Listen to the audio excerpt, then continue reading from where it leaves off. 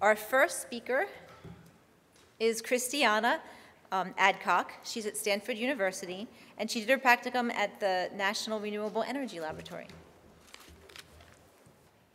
Thank you.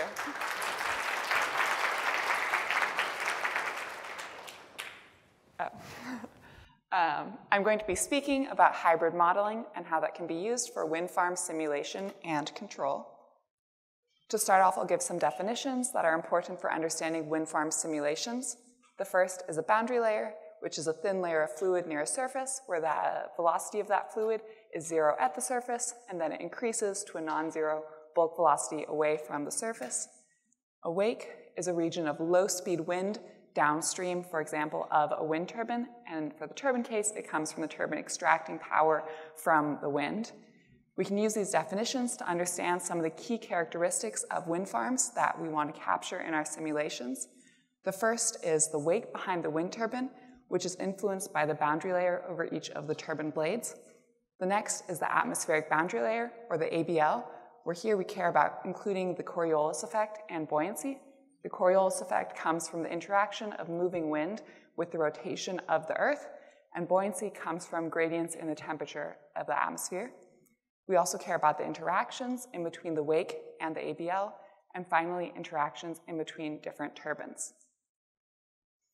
I'm going to talk about a number of different models that one could use to solve the simulation problem. The first category is the Reynolds average Navier-Stokes, or RANS models, where I'll talk about K epsilon, K omega, and then shear stress transport, or SST. This is the least accurate category of models, but also the fastest. The next category are large eddy simulations, or LES, which are the most accurate, but also the slowest. And finally, active model split, which is a specific hybrid in between a RANS and an LES model.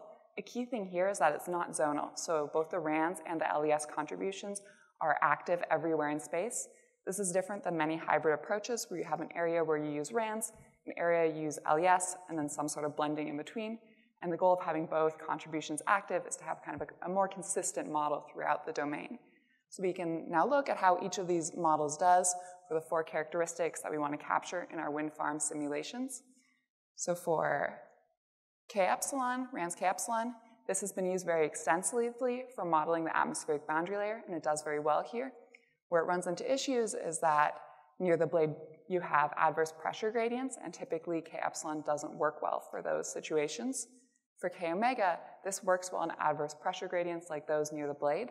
However, for the atmospheric boundary layer, you have free stream flows, and K omega typically doesn't work well in those cases. SST is a hybrid in between K epsilon and K omega, so it can work well in both of those regions. However, it hasn't actually, before my work, it hadn't been used for simulating the ABL. And LES, as the most high fidelity model, can work well in all of these cases. Where it runs into issues is that for multiple turbines, it's just so slow that you really can't use LES for those cases. So then the main goal of my work has been to develop this hybrid AMS, where it's using SST for the RANS component, and develop it so that it has the accuracy similar to that of LES, but the computational cost is lower, so you can actually use it for simulations of wind farms with multiple turbines. I'm going to start by talking about using SST and developing that for the ABL case, because as I mentioned, it hadn't been used yet in that test case, and then I'll move on to AMS. So here I'm showing results for the baseline SST K omega model and comparing that to the baseline K epsilon for an atmospheric boundary layer simulation without the Coriolis effect or buoyancy or turbines yet. So the horizontal axis here is the streamwise velocity component of the wind. The vertical axis is the distance from the ground. That solid blue line is SST K omega, dashed orange is K epsilon, and then the small black dash is the profile predicted by the Monin-Abukov similarity theory. So that's what I'm taking as the truth here, and you can see that all of the models match that well, just out of the box. When we add in Coriolis, the story changes. So these gray dots you can see now, those are measurements from an actual field test. I'm showing still that streamwise velocity on the left, and now the spanwise velocity component on the right. And you can see that SST K omega and K epsilon capture a little bit of that spanwise velocity that comes from the Coriolis effect, but they're not fully capturing that profile. I show that the reason for this is because of the mixing length. So the mixing length is a quantity you can calculate that tries to capture how much mixing there is at a particular location in space. You can see from this plot on the left that the mixing length for both SST K omega and K epsilon grows very large quickly as you move away from the wall. It's on the order of several hundred. And what that does is it smooths or blends away the Coriolis effect, so you don't see it fully develop. In previous work, that's been corrected for the K epsilon model by adding a limiter that tries to stop the mixing length from growing. In that bottom left equation, you can see the epsilon partial differential equation for the K epsilon model. The production term is highlighted in red, and there's a C epsilon 1 coefficient. In this previous work, they replaced that with a C epsilon 1 star coefficient that includes a limiter. I'm not going to go into the details of how that limiter works here. You can see it in the paper. What I did was for SST K omega, I derived a similar limiter. So in that lower equation on the right, you can see the omega partial differential equation. On that production term, there's now a gamma coefficient. I replaced gamma with gamma star, which is actually a variable. And in this previous work that I referenced at the bottom, I go through all the details of what that limiter is. In the upper right plot, you can now see that the limiter stops that mixing length from growing so large. So now for both SST K omega, K epsilon, and then a reference K epsilon that I pulled from this previous work, that mixing length limiter is much smaller than before and stays a reasonable value. So now going back to the velocity plots, we see that with the limiters, SST K omega and K epsilon now match the measurements very well. Moving on to AMS, which uses the SST as the RANS component but has LES, there's a question about whether you still need the limiter or whether LES, that high fidelity contribution, gets rid of the need. So I looked at using AMS without the limiter. In the plot on the left, in that blue line, you can show that the mixing length still grows very large away from the wall. And I'm not showing velocity plots here, but that translates into errors in the velocity plots. Now that orange line shows AMS with the limiter added. You can see the mixing length stays much smaller. Another issue that comes up with AMS is that you need a timescale for averaging that gets used for certain quantities. That gray line in the right-hand plot shows the timescale that was originally derived for AMS. When it gets applied to this ABL with Coriolis problem, you see that the timescale is very large, especially away from the wall. That leads these average quantities to be updated very rarely and translates into errors in the model.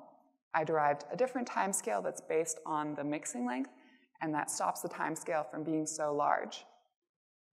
Here, going back to those velocity plots, now I'm showing SST again with that limiter, but now I've added in AMS with the mixing length limiter and with the consistent timescale. AMS is this orange line, and I'm comparing that to SST, which is the blue line, and then LES, which is the orange line. And you can see that AMS and LES match very well, and SST K omega is a little bit off from that high fidelity LES. So this shows the benefit of using AMS over SST K omega for the ABL with Coriolis. This is part of ongoing work. I'm now working to add buoyancy to SST K omega and AMS. And once I've done that, I'll compare to LES for a test case with buoyancy, like the one I'm showing here. In that plot on the left, you can see a temperature profile for 2 different times. You can see it shifting, and that translates in the plot on the right to a shift in the velocity profile. And the final step will then be add in turbines to the simulation. I use high-performance computing extensively in this work. I contributed to Nalu Wind, which is an incompressible flow solver for simulations of wind turbines in a wind farm. It's open source. The HPC comes in, and that's designed to be massively parallel by using this Trillinos package and MPI. It was developed by Enril Sandia and UT Austin, and my work is now in the main branch of this code.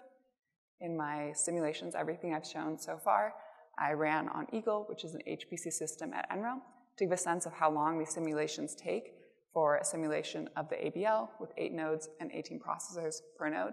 It takes hours for RANs, up to days for LES to complete the simulation. AMS is somewhere in between, and that shows the benefit of AMS over LES, that it runs a bit faster. All of this was about wind farm simulation. I want to talk just for a few minutes about a related problem, wind farm control. And at the end of the talk, I'll kind of tie these 2 problems together. So the plot on the top is a top-down view of a farm that has 2 turbines, which are shown by those vertical black lines. The color you see is the wind speed, where yellow is a high wind speed, blue is a low wind speed, and that velocity, or the incoming wind, is coming from the left edge of the domain. You can see that behind each turbine, there's this wake, this region of low-speed wind, and the downstream turbine is sitting square in the wake of the upstream turbine. This leads it to produce less power than if we were seeing that free stream velocity. The plot on the bottom shows what happens when you yaw the upstream turbine. So you yaw it, you turn it to steer that wake away from the downstream turbine. That lets the downstream turbine see that higher free stream wind speed, and it produces more power. The downside here is that the front turbine produces a little bit less power. So the wind farm control problem is to try to find the yaw angle for each turbine in a farm that maximizes the total power that the wind farm produces. There are several different control methods, and here I'll motivate the reason for using a hybrid. For a purely model-based control, such as model predictive control, or MPC, online this method solves an actual optimization problem to try to find the best yaw angle. This can be very slow. A learning-based approach tries to get around this, and here I'm talking about a method like reinforcement learning, by instead of evaluating a policy, which is an analytic function such as a neural network online. This can be very fast. The downside is that offline, you now need to train your policy. And for a true learning-based model-free approach, this can be very slow because you're starting with no information about what your policy should be. That motivates the use of a hybrid method that's both model-based and learning-based, such as differentiable predictive control, or a DPC. Online, this method still evaluates a policy.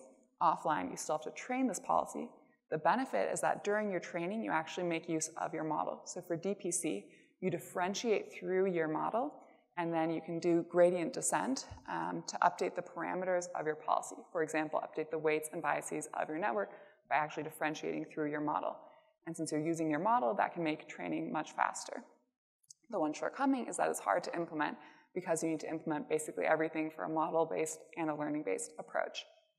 Because of this difficulty, I don't have results yet for wind farm control since this is a very new project I'm starting, but I do have some results from a previous project on building control that I wanted to show to kind of indicate the motivation for using DPC or other hybrid methods. So very briefly, in building control, you want to keep the temperature in buildings, like those buildings shown on the left, in a comfortable zone while minimizing the energy cost. And you can do that by splitting up your building into different zones and then setting some sort of central cooling temperature and then fan power to distribute this cool air to each zone. Here are some results for applying DPC, MPC, and RL to this problem. The plot on the left shows the error of each method as a function of the look-ahead horizon H. Only MPC depends on H, and you can see that as H increases, the error of MPC decreases to make it comparable to that of DPC or RL, which are quite low. However, this comes with an increase in the online optimization time. So to be as accurate as RL or DPC, MPC requires much longer online. Now, when we turn to the training stage, DPC trains in about a quarter of the time as reinforcement learning. So this highlights the benefit of a hybrid DPC approach over purely model-based or learning-based. I'm currently working on applying this to dynamic wind farm control, and I don't have results yet, which highlights one of the shortcomings of a hybrid approach, which is that it can take a long time to implement. Specifically right now, I have to re-implement the wind farm model in a learning package like PyTorch. Computing also plays a role in this work. The models I'm using here are much faster than those used for the wind farm simulation work I talked about at the start. However, for a large enough farm, you still need to use parallelize your simulations or use a fast control method like DPC that I'm working on. And finally, the way these two projects link up is that to evaluate a control method, you need to use some sort of high fidelity method like RANS, LES, or AMS. If it's more accurate, like the AMS that I presented, then you can better understand how well your control method is working.